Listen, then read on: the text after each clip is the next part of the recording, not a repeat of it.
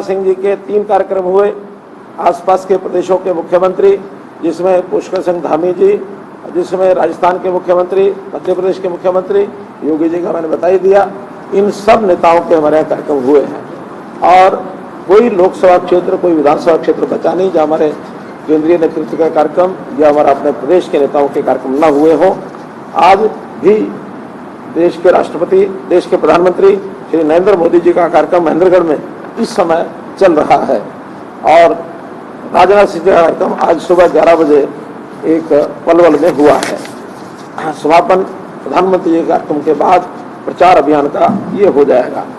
जब अपने लोकसभा क्षेत्र में मैंने कार्यक्रम करने शुरू किए तो मुख्य रूप से सभाएं तो उसमें मैंने कम की हैं, लेकिन रोड शो के कार्यक्रम ये ज़्यादा किए हैं।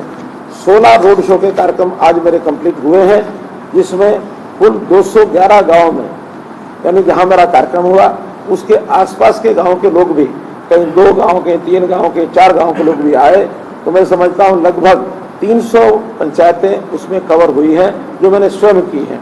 इसके अलावा जो शहर की बस्तियां हैं, शहर के कार्यक्रम हैं, वो कार्यक्रम इसके अलग हैं, चाहे वो पानीपत शहर में हुए हों, पानीपत ग्रामीण की बस्तियों में हुए हों, करनाल नगर के कार्यक्रम हुए हैं, अथवा हमारे 6 और क्लस्टर कार्यक्रम हुए थे कस्बों के, जिसके अंदर इंद्री है, जिसमें हमारे जमाने में बेटी जन्मे तो मातम होता था, पर हमारे समय तो हरियाणा में बेटी बचाने वाला है, उसे पढ़ाने वाला है, उसकी दिन रात रक्षा करने वाला है और तो और उसका ब्याह करवाने वाला तक बैठा है। नसीब वाली हो सब, तुम्हें वोट के बदले मोदी मिला। तारीफ ही करती रहोगी या जाकर वोट भी डालोगी मोदी को? जा रहे दादी, जा रहे। अरे मुझे भी तो ले चल।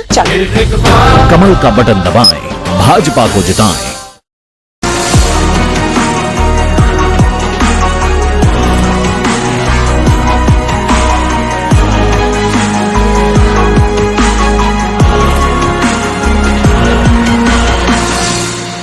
6 बजे तक कंप्लीट होगा। अंतिम कार्यक्रम मेरा पानीपत का एक रोड शो अभी सायंकाल 3:30-4 बजे शुरू होगा और 6 बजे तक वो चलेगा। मित्रों, आपको बताने लायक मुख्य बातें और भी हैं, जैसे चुनाव में बहुत सी ऐसी घटनाएं हुई हैं जो मुझे ध्यान में आती हैं कि उनको विपक्ष की ओर से जिस प्रकार से उछाला गया, उड़ाया गया, या बहुत एक निम्न लेवल पर आकर के भी चीज़ों को उठाया गया है। उसके अंदर अगर मैं सबसे पहले एक बात जो मेरे मन को पीड़ा हुई, कल हमारी विपक्षी पार्टी के जो नेता हैं राहुल गांधी जी ने जो मीडिया के बारे में कहा, वास्तव में ये सुनकर के मुझे बड़ा अजीब लगा कि मीडिया हमारा 4th पिलर ऑफ डेमोक्रेसी इसको कहते हैं। उसके बारे में कल उन्होंने संबोधन में शो में कहा। मैं सुन रहा था रात को। मेरे प्यारे मित्रों, मेरे प्यारा मीडिया के मित्रों, और साथ ही जोड़ते हैं कि मीडिया के लोगों को मित्र कहना तो पड़ता है, लेकिन ये मित्र है नहीं। और ये जो लोग हैं ये ऐसा लिखते हैं, वैसा लिखते हैं, ये लिखते हैं, वो लिखते हैं। देखिए, सीधा सीधा जैसा एक बोलने की स्वतंत्रता या लिखने की स्वतंत्रता मीडिया को होती है, मीडिया की अपनी मर्यादाएं हैं, उन मर्यादाओं के अंतर्गत सब लिखते हैं, अच्छा लिखते हैं, ठीक लिखते हैं। आलोचना भी पढ़ना, सुनना यह आदमी का मादा होना चाहिए। आखिर तो इस प्रकार का कह करके उन्होंने लोकतंत्र के खिलाफ एक ऐसी बात कह दी जिससे इमरजेंसी की याद आती है। 1975 में अगर सबसे बड़ा कोई घिनौना काम कांग्रेस ने किया था तो मीडिया के गले में एक फंदा लगाया था कि मीडिया ये नहीं बोल सकता, ये नहीं लिख सकता, और इसका परिणाम आप लोगों को सबको मालूम है मित्रों। इसलिए मैंने तो इसको बहुत गंभीरता से लिया है। मुझे मालूम नहीं हमारे मीडिया के किसी व्यक्ति ने, किसी घराने ने इसको इस ढंग से लिया कि नहीं लिया, लेकिन कोई अच्छी बात नहीं कही है। हम लोगों ने अपनी सरकार के जितने काम हैं वो तो जिसको कहना चाहिए एडिशनल बताए हैं, क्योंकि लोकसभा के चुनाव में भी केंद्रीय योजनाओं के साथ साथ प्रदेश की योजनाओं को सुनना चाहते हैं। वास्तव में तो लोकसभा का चुनाव है, ये केंद्र में एक केंद्रीय सरकार के बनाने के लिए है। हमारी अपील जो हमने की है कि मोदी जी एक बहुत ही बलशाली और एक बहुत सूझबूझ वाले प्रधानमंत्री सिद्ध हुए हैं, जिन्होंने देश की वर्षों पुरानी समस्या, चाहे वो राम जन्मभूमि की हो, चाहे वो धारा 370 की हो, चाहे वो 3 तलाक की हो, ये ऐसी ऐसी समस्याएं थी जिनके बारे में मोदी जी ने इनको हल किया। कांग्रेस डराती थी, कांग्रेस कहती थी इन बातों को अगर छेड़ दिया तो गृह युद्ध हो जाएगा, तो उनकी नदियां बह जाएंगी। लेकिन इतनी सूझबूझ से सारे काम किए, देश के ही लोग नहीं दुनिया के लोग भी आज मोदी जी के कायल हैं, और दुनिया की समस्याओं को कैसे हल किया जाए ये मोदी जी से परामर्श करते हैं, मोदी जी से सहयोग मांगते हैं।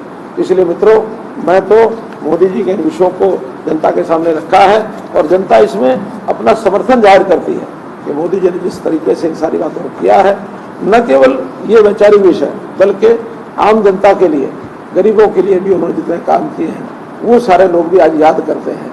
इंफ्रास्ट्रक्चर, सड़कें हैं, रेलवेज हैं, यानी वायुयान है, टेक्नोलॉजी है, IT है, इन सब चीज़ों को किस प्रकार से डिजिटलाइजेशन, डिजिटल इंडिया के माध्यम से चीज़ें आगे बढ़ाई गई हैं, इससे भी जनता को बहुत लाभ हुआ है। प्रदेश की बातों में अगर आप पूछें तो हमने सारे अभियान में एक ही बात पूछते थे कि 10 साल पहले नौकरियां और आज की नौकरियां, सामान्यतः हर गांव वालों ने कहा कि कहीं 20, कहीं 40, कहीं 50, कहीं 60, कहीं 200, यानी 100 से ऊपर भी नौकरियां एक एक गांव में लगी हैं, जिसका कोई उनका खर्च नहीं हुआ है। तो ये बहुत बड़े ऐसे विषय हैं जो लोगों के मन के अनुसार, उनके अनुकूल हैं, उनको अच्छे लगे हैं, उनको भाए हैं। तो मैं तो इस सारे हिसाब से यानी मैं अपना एक विश्वास जाहिर कर सकता हूँ कि 25 मई को और हरियाणा की जनता 10 की 10 लोकसभा और एक अपनी विधानसभा का बाई इलेक्शन, 11 की 11 सीटें भारी मार्जिन से कमल के फूल के साथ के ऊपर बटन दबाकर और भारी मात्रा से वोट देकर और भारतीय जनता पार्टी के 11 कमल खिलाएंगे, और हम जो है मोदी जी को ये कमल खिला करके देंगे। हरियाणा की जनता कांग्रेस के वो जमाने को याद करती है जब प्रदेश में भ्रष्टाचार था, भाई भतीजावाद और किस प्रकार की जातिवाद की राजनीति, जिसको मैंने 2014 में तोड़ने की बात की थी। इसी करनाल की भूमि से मैंने कहा था हरियाणा एक, हरियाणवी एक, और इसका असर आज दिख रहा है। जिस जातिगत पॉलिटिक्स में हमारी पार्टियां लगी रही, बंधी रही, उसके हिसाब से और हम आज हम देख रहे हैं कि युवा वर्ग उन सब चीज़ों से बाहर है, उभरा हुआ है। बहुत नए लोग भी इस अभियान में और पार्टी के साथ जुड़े हैं, बल्कि मुझे पहले ही ये परिचय करा देना चाहिए था। आज भी आपके सामने एक परिचय तो कल ही जिन्होंने भारतीय जनता पार्टी ज्वाइन की है, राजेंद्र आर्य ये बैठे हैं, मेरे साथ बैठे हैं। ये स्वयं प्रत्याशी थे विधानसभा के इस उपचुनाव में करनाल में, इंडिपेंडेंट इन्होंने पर्चा भरा हुआ था, लेकिन उन्होंने कहा कि मुझे भारतीय जनता पार्टी की नीतियों में विश्वास है, और इन्होंने चूँकि अब फॉर्मली वो तो कर नहीं सकते विड्रा, लेकिन इन्होंने समर्थन देने की घोषणा की है और भारतीय जनता पार्टी की फेवर में एक प्रकार से क्या बोलते हैं उसको, रिटायर हो गए हैं। तो अब मेन कंटेस्ट से रिटायर होकर के इन्होंने भारतीय जनता पार्टी को भी ज्वाइन किया है। 1 मिनट की बात आप अपनी बताना चाहें, बता दें। जी, सभी को नमस्कार। मैं राजेंद्र आर्य दादूपुर, राष्ट्रीय अध्यक्ष भारतीय किसान मजदूर नौजवान यूनियन, संस्थापक राष्ट्रीय अध्यक्ष अखिल भारतीय रोड समाज आरक्षण संघर्ष समिति। मैंने जिस तरीके से पूरे देश में इस चुनाव के दौरान अलग अलग राज्यों में कई सैकड़ों किसान और मजदूर संगठनों ने मोदी जी में आस्था जताई है, उस तरीके से मैं भी अपने संगठन की तरफ से मोदी जी में और माननीय बाबूजी मनोहर लाल जी में अपनी आस्था जताता हूं। और करनाल लोकसभा के क्षेत्र वासियों को ये कहना चाहता हूं, हरियाणा के लोक पुरुष माननीय मनोहर लाल जी अब केंद्र में जाकर लोकमान्य होने जा रहे हैं, और पूरे हरियाणा में अपील करता हूं 10 की 10 लोकसभा सीटों पर मेरे से जुड़े और निष्पक्ष रूप से और इसका कोई ना कोई संज्ञान लेंगे। तीसरा ये विषय बीच बीच में इक्का दुक्का गाँव के अंदर जो विरोध की बात आती है, आखिर जब भी किसी मस्तिष्क में कोई बात होती है तो वो विरोध का स्वर उठाता है, उठाने की मर्यादा है, एक सीमा है। लेकिन जिस प्रकार से करतूतें जिन लोगों ने की, 10, 20, 25, 50, 100 लोग इकट्ठे होते हैं, लेकिन वो 25-50 लोग किसान का लबादा उड़ते हैं, सिख का लबादा उड़ते हैं, न वो सच्चे सिख हैं न वो शुद्ध रूप से किसान है। मैं उसकी निंदा करता हूँ। और सवाल ये किया जाता है, जो वो पूछते हैं कि आखिर हमको दिल्ली जाने से क्यों रोका है, उनका प्रश्न होता है। हम कहते हैं पिछली बार तो हमने नहीं रोका था, हमने दिल्ली बॉर्डर तक जाने दिया था, इन्होंने दिल्ली में घुसपैठ करके क्या कुछ किया ये आपको पता, हमको पता। लाल किला के ऊपर एक प्रकार से जैसे दुश्मन की चढ़ाई होती है, इस प्रकार की चढ़ाई की, लोकतंत्र का अपमान है। हमारे लिए लाल किला भी यानी प्रधानमंत्री जहाँ से 15 अगस्त का झंडा फहराते हैं उतना ही महत्वपूर्ण है जितना किसी के और के लिए आस्था का एक स्थान होता है। अगर हमारे लिए मंदिर, गुरुद्वारे ये पवित्र हैं, इनके प्रति सम्मान का भाव है, चाहे वो चर्च हो, चाहे वो मस्जिद हो, हर किसी के लिए अपना अपना एक आराध्य देवता का स्थान होता है, उसके लिए पवित्र होता है। देश की जनता के लिए ऐसा ही हमारा लाल किला है, ऐसा ही हमारा इंडिया गेट है, ऐसा ही हमारा अन्य जो इस श्रद्धा के स्थान पर जिनका स्थान है वो सारे स्थान ऐसे हैं। ये तो प्रधानमंत्री जी की मैं समझता हूँ सूझबूझ और उनकी सहनशीलता कि उस दिन बड़े प्रेम से, प्यार से जो लोग ऊपर चढ़ गए थे, ये मानकर कि अपने समाज के लोग हैं, माथा बिगड़ा है, थोड़ा ठीक हो सकते हैं, समझाएंगे, बुझाएंगे, उनको वापस उतार लिया। वरना कोई भी दुर्घटना अगर होती तो ये बदनामी हमेशा हमेशा के लिए भारतीय जनता पार्टी के सिर पर रहती। जैसे ब्लू स्टार ऑपरेशन आज भी कांग्रेस के सिर के ऊपर एक धब्बा है, कलंक है। जैसे 1984 के दंगे कांग्रेस के ऊपर एक धब्बा है, कलंक है। तो इस प्रकार की घटनाएं देश में न हो, हमारा तो ये प्रयत्न रहता है। अगर इस प्रकार की घटना करने वाले दिल्ली वहां जाके कर सकते हैं तो आखिर हमें भी एडमिनिस्ट्रेशन चलाना आता है। हम पंजाब के कोई किसान नहीं है, किसानों को तो प्रधानमंत्री जी ने भी और हमने भी हरियाणा सरकार से इतनी सुविधाएं दी हैं। आज हरियाणा का किसान हमारे साथ है। अगर उनको हमने रोका तो इसलिए कि इस प्रकार की घटना फिर से दिल्ली जाके करते हैं, उचित नहीं है। आने जाने के यातायात के साधन खुले हैं, बसों में जाओ, अपनी कारें लेके जाओ, रेलगाड़ी में जाओ, प्लेन में जाओ, लेकिन आप ट्रैक्टर के आगे हथियार बांध करके और एक हमला करने की जैसे मुद्रा होती है, इस प्रकार का एक प्रदर्शन करके जाएंगे तो कभी किसी को अलाउ नहीं किया जाएगा। ये लोकतंत्र का एक विरोधी स्टेप लेने वाले ये लोग हैं। ये ना किसान हैं, ना ये सिख हैं। कुछ सिख बंधु भी हमारे ये कहते हैं नहीं, सिखों को वहाँ नहीं जाने दिया। कुछ किसान कहते हैं हम किसानों को वहाँ नहीं जाने दिया। मेरा कहना है किसान के नाम से हमारे आदरणीय अन्नदाता है। सिख हमारी कौम का एक शिरमौर कौम है, इसका मैं सम्मान करता हूँ। हमने सिखों के कार्यक्रम पहले भी किए हैं और अभी भी आधे घंटे बाद एक बड़ा सिखों का कार्यक्रम मेरा है। और आपकी जानकारी के लिए सिख भी दो तरह के होते हैं, केशधारी सिख, एक सहजधारी सिख। आपकी जानकारी है कि नहीं है? मैं केशधारी सिख तो नहीं हूँ, लेकिन सहजधारी सिख हूँ। मैं सिख परंपरा को मानता हूँ। सिख परंपरा को मानने वाले को पता है कि सिख क्या होता है। खालसा पंथ के नींव गुरु गोबिंद सिंह जी ने सजाई तो उसका हेतु क्या है। इस प्रकार की शरारतें करने के लिए सिख कौम भी अलाउ नहीं करती है। तो शरारती तत्वों को हमेशा रोक के रखा जाएगा, कोई सहानुभूति नहीं बरती जाएगी। ये चुनाव में अगर आकर के जनमत को अपने साथ लेकर के चुनाव लड़े तो हमें उसमें कोई आपत्ति नहीं आना ही चाहिए। बल्कि आपको ध्यान में होगा, भले हमारे विरोध में काम कर रहे हैं आज चढ़ोनी जी, क्या नाम पूरा, गुरनाम सिंह चढ़ोनी जी, लेकिन मैंने एक बात की प्रशंसा की थी। उन्होंने कहा था कि हाँ, किसानों को पार्टी बनाकर चुनाव लड़ना चाहिए, चुनाव में पार्लियामेंट में, विधानसभा में जाकर के अपनी आवाज उठानी चाहिए।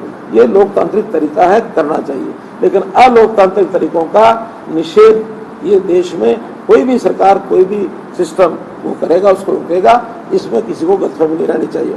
आपने राजेंद्र सिंह जी से एक बात पूछी, ठीक है, राजेंद्र सिंह जी का मन कहीं और था, लेकिन जब मन बदल जाए तो पिछले मन की बातों पर रोक लग जाती है, नहीं पूछनी चाहिए। धन्यवाद। कल मराठा केंद्र सरकार ने बयान दिया पंजाबी समझौते को लेकर, किस तरह से देखते हैं? उन्होंने कहा पंजाबियों ने 9.5 साल लूटा है, आगे भी लूटेंगे, और अगर वो दोबारा बन जाते हैं तो रोड समाज को वो करेंगे फूकना। इस तरह की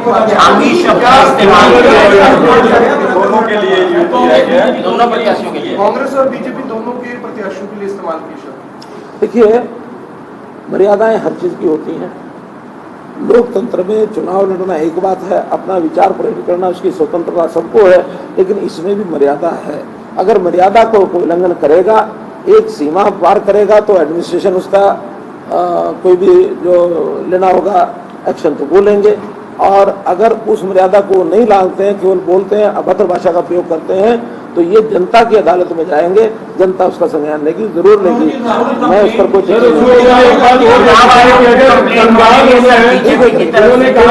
सबके प्रश्न होगा। बीजेपी की तरफ से क्या इसको लेकर चुनाव आयोग को कंप्लेंट की जाएगी? इसको लेकर ये हमने जनता को बता दिया है, जनता इसका फैसला करेगी। सर उन्होंने ये भी कहा था कि अगर कंगाल होना है तो गंधियों को वोट डाले और अगर माला माल होना है तो मुझको वोट डाले। मैं कह रहा हूँ ये जनता इसका जो है वो संज्ञान लेगी, क्योंकि इस प्रकार के ओछे बयान तो ये दे रहा अकेले ये नहीं, आखिर कांग्रेस भी क्या दे रही है, यही तो दे रही है जो मैंने दीपेंद्र हुड्डा को बताया। राहुल गांधी ने कहा है कि 11 जून को जनता अपना अकाउंट चेक कर ले, सुबह उनके अकाउंट में 8500 रुपए। मेरा क्या कहना है वो खटाखट मैंने सुना है, लेकिन आखिर हिसाब किताब लगाने वाले आप और मैं सब हैं। जिस प्रकार से उन्होंने कहा है मैं आपको उनका हिसाब बताता हूँ, उनको जीरो कहाँ हो जाती है, उनकी लगानी आती कि नहीं आती, मैथमेटिक्स पढ़े कि नहीं पढ़े, वो पंजाबी में कहते हैं ना छोले दे के 10वीं पास की है। तो इसलिए उन्होंने कहा कि 1-1 लाख रुपया देंगे महिलाओं को और नौजवानों को। अगर महिलाओं को नौजवानों को 1 लाख रुपया साल का देने लग गए तो मैं पूछना चाहता हूँ ऐसी महिलाएं और ऐसे नौजवान कितने हैं? 8,500 तो बता दिया, ये बताएं कितने खातों में वो डालेंगे। अगर वो कहेंगे 10 लोगों के 20 लोगों खाते में डालेंगे तो डाल सकते हैं, कोई दिक्कत नहीं। लेकिन अगर इस संख्या का अनुमान भी आप लगा लें, ये संख्या बनती है लगभग 40 करोड़। 40 करोड़ संख्या बनती है और 40 करोड़ को 1-1 लाख रुपया साल का देंगे तो कुल कितना पैसा हो गया? 40 लाख करोड़। देश का बजट कितना है अगर किसी ने आप लोगों में से अध्ययन किया तो बताइए कितना? 46 लाख करोड़। 46 लाख करोड़ में से अगर 40 लाख करोड़ रुपया इस ढंग से देंगे तो बाकी देश कहाँ जाएगा? देश का क्या कंगाल करेंगे देश को? देश में आर्मी भी है, देश में पहले से जो स्कीमें गरीबों के हक में चलती हैं, पहले से स्कीमें जो किसानों के हक में चलती हैं, सारी बंद कर देंगे क्या? और आर्मी की सब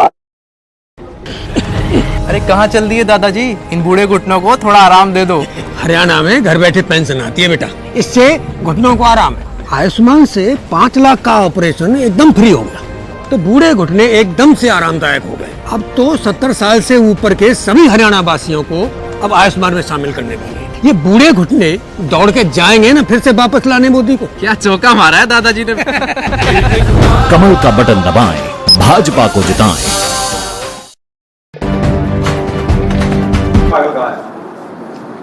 देखिए कुल मिलाकर के बयानबाजी उनकी आपस में एक दूसरे के खिलाफ है। मुझे जहाँ तक ध्यान है संतों ने शायद इस बयान की निंदा की है। वीरेंद्र ब्रह्मचारी के खिलाफ, वीरेंद्र शास्त्री के खिलाफ उन्होंने जो बोला है ये संतों का अपमान है, नहीं होना चाहिए। संत हमारे ऐसे होते हैं जो समाज में जागरण करते हैं, समाज में नई पीढ़ी को या बाकी सबको भी संस्कार देते हैं, ठीक दिशा में चलने के लिए उनकी प्रेरणा रहती है। संतों के प्रति इस समाज का आदर है। संतों का कोई अपमान करेगा तो इस देश में उसका कोई स्थान नहीं होगा। रावदान सिंह और किरण चौधरी आपस में भिड़ते हुए नजर आए, एक दूसरे की शिकायत कर रहे थे। हमें तो उनकी बेटी का टिकट कटा। हमें तो फायदा है इसका, हमें फायदा है। इस प्रकार से अगर कांग्रेस के लोग मंचों पर लड़ते हैं तो कहीं ना कहीं अंदर खाते वो संदेश दे गए हैं। इस मामले में उनके घर की लड़ाई अगर होती है तो मुझे क्या नुकसान है? मोदी झूठे आंकड़ों से जनता को ब्लैकमेल कर रहा है, रो रो कर दिखा रहा है चुनाव में। मैं बताया ना जिस प्रकार से राहुल गांधी ने किया है, ऐसा आंकड़ा हमने कभी नहीं बताया है। हमने तो जो कहा उसको पूरा करके दिखाया है।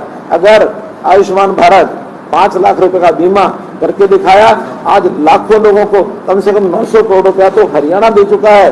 केंद्र से आया वो पैसा, हरियाणा के मरीजों को इलाज के बाद 900 करोड़ रुपया दिया जा चुका है। हमने अगर किसानों की फसल बीमा योजना लागू की है, इसके अंदर भी हजारों करोड़ रुपया जा चुका है। हम लगातार इन योजनाओं पर पैसा दे रहे हैं और दे रहे हैं ऐसा नहीं है। हमने व्यवस्थाएं ऐसी बनाई है कि उसमें रेवेन्यू भी हमको प्राप्त आता है।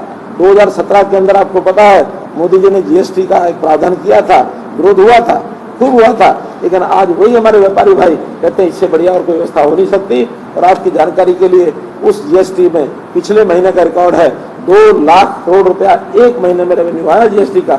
हम लेते भी हैं, देते भी हैं, हम फ्री नहीं बांटते हैं। हम महिलाओं को 1-1 लाख रुपया लखपति दीदी के नाम से सेल्फ हेल्प ग्रुप में काम करेंगी, उनका सामान वो बनेगा, बाजार में बिकवाएंगे। करनाल में साझा बाजार खोला गया है और मुझे लगता है उसमें कुछ बहनों को ने, कुछ ग्रुप्स ने उसका लाभ उठाया होगा।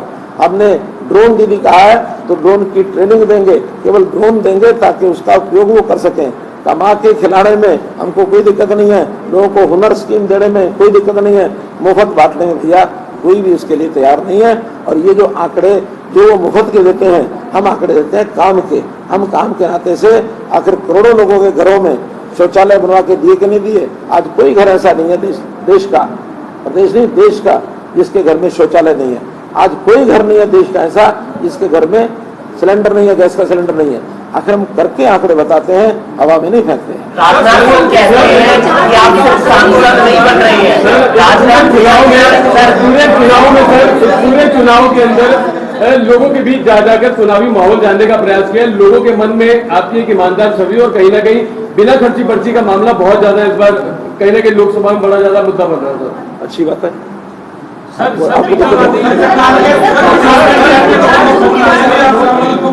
आपको फ्री बिजली की सुविधा दी जाएगी। करनाल शहर के लोगों पे फोन आ रहे हैं। मैं बता रहा हूँ हम केवल मुफ्त नहीं देंगे, बल्कि कुछ ना कुछ पैसा गरीबों के घर भेजेंगे। सुनिए कैसे स्कीम बनाई है प्रधानमंत्री जी ने कि सोलर के जो सिस्टम है हर घर के ऊपर वो लगाया जाएगा। उसके कारण से बिजली पैदा होगी और उस बिजली का जितना उत्पादन है उसमें जो घर में खपत होगी वो फ्री जीरो बिल हो जाएगा। जो बाकी बचेगी ग्रिड में ले जाएंगे और ग्रिड में ले जाने के बाद उसका अकाउंट रखा जाएगा। वो पैसा साल के बाद अगर एक्स्ट्रा बिजली मिल गई है साल के बाद उसको पेमेंट की जाएगी। ये हमारे चाहे किसान हो चाहे हमारे गरीबों के घर वाले जो अपने लगाएंगे उसका ऑपरेटर्स, ये बिजली उत्पादक जैसे किसान फसल पैदा करता है ऐसे ही बिजली पैदा करेंगे हम तो उनके भले के लिए और आगे। राजनाथ सिंह ने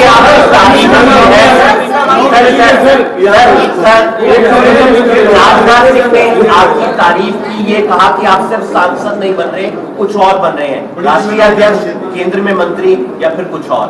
देखिए ये बात केवल नरेंद्र मोदी जी बता सकते हैं या राजनाथ सिंह बता सकते हैं। आप मैं जनता ये तो अनुमान लगा सकते हैं। मैं कोई 4 जून के बाद अग्निवीर को कूड़े में डाल दिया जाएगा, क्या किया जाएगा? अग्निवीर को कूड़े में डाल दिया जाएगा। अगर वो अग्निवीर को कूड़े में डालेंगे तो जनता उनको पहले कूड़े में डालेगी। अगर वो कूड़े में चले गए ताकि किसी बात की चिंता नहीं, ना नौमन तेल होगा ना राजा ना चल। 5 चरणों के चुनाव में हरियाणा में हीट वेव चल रही है। 6ठे चरण के चुनाव में लोगों से कुछ अपील करेंगे क्योंकि सबसे बड़ा लोकतंत्र का पर्व है जो चुनाव हो रहे हैं।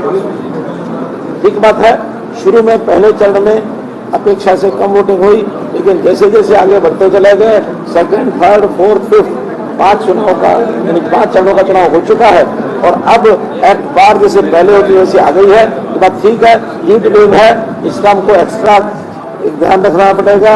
हमने आज भी अपने बूथ लेवल के जो करनाल लोकसभा के 2000 बूथों पर मैंने डायरेक्ट बात की अभी आधा घंटा पहले, उनको कहा है कि वोटर को घर से निकालना हर प्रकार की व्यवस्था, चाहे उनको अपना गाड़ी मोटरसाइकिल से लाएं, चाहे रिक्शा से लाएं, ऑटो रिक्शा से लाएं या अपनी उनकी गाड़ी हो, प्रेरित करें घर जा करके कि सायकाल तक वोटिंग पूरी हो। देखिए वोटिंग अधिक होना ये लोकतंत्र की जीत है और भाजपा को वोटिंग ज्यादा हो ये भाजपा की जीत है। निश्चित रूप से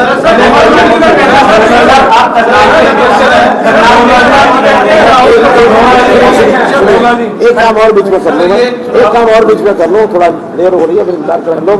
देखिए आज इसी समय आम आदमी पार्टी को छोड़ करके हमारे 3 लोग ज्वाइन कर रहे हैं। पहला नवीन जून जो प्रदेश के युवा उपाध्यक्ष हैं, ये हमारे आम आदमी पार्टी छोड़ करके आए हैं और इनको इस समय ही लगा कि आम आदमी पार्टी की जो जैसी नीतियां हैं, जिस प्रकार से उन्होंने संतों का अपमान किया है, जिस प्रकार से बाकी बातें बोल रहे हैं, तो ये आज ज्वाइन करने के लिए भाई नवीन जून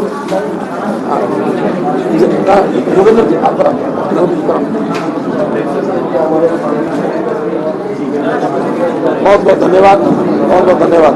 विनोद सैनी ब्लॉक अध्यक्ष है हमारे आम आदमी पार्टी के और ये आज भारतीय जनता पार्टी ज्वाइन कर रहे हैं। रोशन पंडित हल्के के उपाध्यक्ष,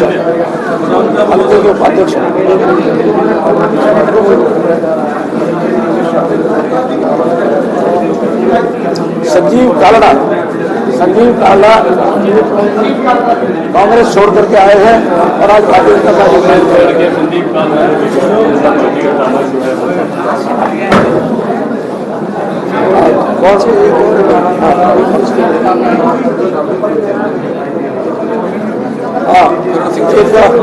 कर्ण सिंह चौधरी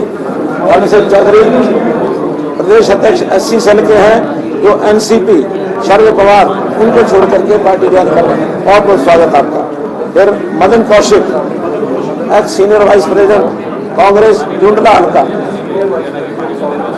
मदन कौशिक आप पार्टी ज्वाइन कर रहे हैं, मोहनलाल शर्मा अमूपुर ये भी कांग्रेस छोड़ करके आज पार्टी ज्वाइन कर रहे हैं। आपका सबका बहुत बहुत भारतीय जनता पार्टी में स्वागत, आपका धन्यवाद।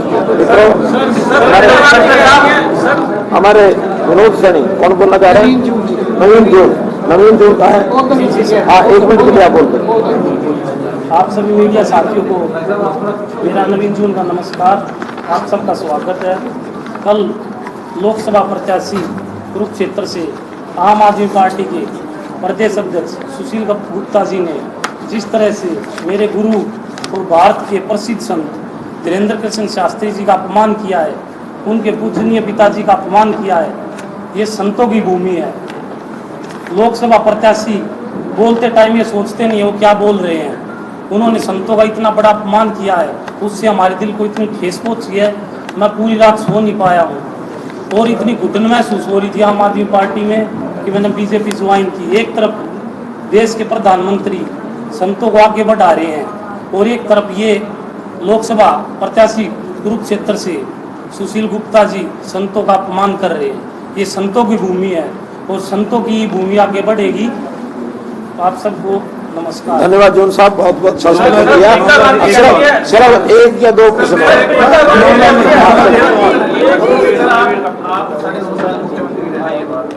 पार्लियामेंट का पहला चुनाव है और आप वोट बोलने से और कुछ व्यवस्था परिवर्तन किए, उस व्यवस्था परिवर्तन में वो चीज जिन लोगों को सूट नहीं की है उन्होंने विरोध किया। उन्हीं के गांव में जब जनता के पास जाते हैं, जनता कहती है आपने बहुत अच्छा किया है, इसके कारण से भ्रष्टाचार खत्म हुआ है। और बहुत ऐसे भी यानी सरपंच हैं जिन्होंने हमारे समर्थन में आज भी खड़े हैं, क्योंकि सरपंचों की मीटिंग मेरी भी हुई है, करनाल में भी, पानीपत में अलग से, वो भी कर रहे हैं। तो सरपंचों का एक डिवाइडेड जो हाउस है उसमें ज्यादातर सरपंच हमारे साथ हैं। हमारे साथ जो एक्स सरपंच हैं वो भी पर्याप्त मात्रा में है, बल्कि जहाँ सरपंच है वहाँ की जनता यानी उनके साथ जा नहीं रही है, क्योंकि उनका अपनी दुख की बात है मन में। वो भ्रष्टाचार हम करने नहीं देंगे, खुल करके हमने कहा है। फिर भी डेमोक्रेसी है, जो जहाँ जाएगा जाएगा, हमें उसमें दिक्कत नहीं है। राहुल प्रधानमंत्री बनने के लिए सक्षम है सर, ये बात कैसा लगता है आपको?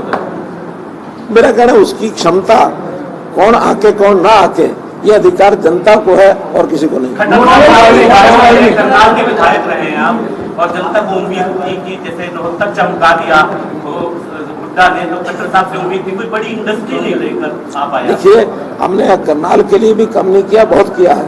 करनाल का इधर का बाईपास, इधर का बाईपास, करनाल में ज्यादा जोर क्यों लगाना पड़ता है? ऐसा नहीं है। बीजेपी का जो काम करने का तरीका यही है, जब से बीजेपी या जनसंघ, तब से रूट लेवल के ऊपर हम काम करते आए हैं। हमारे यहाँ टॉप से लेके बॉटम तक, ऊपर प्रधानमंत्री जी, नीचे अब तो पन्ना प्रमुख, पहले ये ठीक बात है कि पन्ना प्रमुख पहले नहीं होते थे, पहले हम शक्ति केंद्र तक, मुझे याद है 1998 में मैं रोहतक में संगठन मंत्री था, शक्ति केंद्रों की रचना हमारी पूरी हुई थी।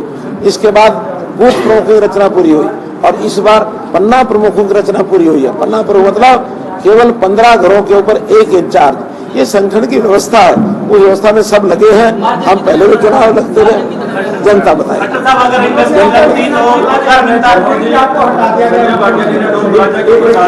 नहीं है, वोट डालने कितने बजे जाएंगे? वोट डालने भैया अभी कल सारा दिन है। मेरा बूथ नंबर 100 रामनगर। कौन सा नंबर है? चलो बता देंगे। टाइमिंग सुबह जाऊंगा जल्दी जाके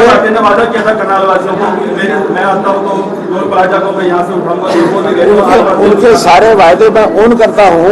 और जैसे ही नेशनल हाईवे वाले, क्योंकि ये कॉन्ट्रैक्ट नेशनल हाईवे का और जिनके पास ये कॉन्ट्रैक्ट है इसका टोल प्लाजा का, ये उनके बीच का है। कोई व्यवस्था अगर उस फंड्स को कहीं से लाने की बनती है तो जरूर हटेगा, क्योंकि सड़कें इंफ्रास्ट्रक्चर ये देश में एक सिस्टम बनाया है। ये सारा इंफ्रास्ट्रक्चर ये जो यूजर है, यूजर से लिया जाएगा और यूजर जो है वो टोल से ही होगा। एक बड़ी समस्या ये है कि वहाँ 2 टोल पास है, एक रोंडा में है और एक पानीपत में है। उन दोनों को कैसे मर्ज किया जाएगा, इस पर हम काम करेंगे।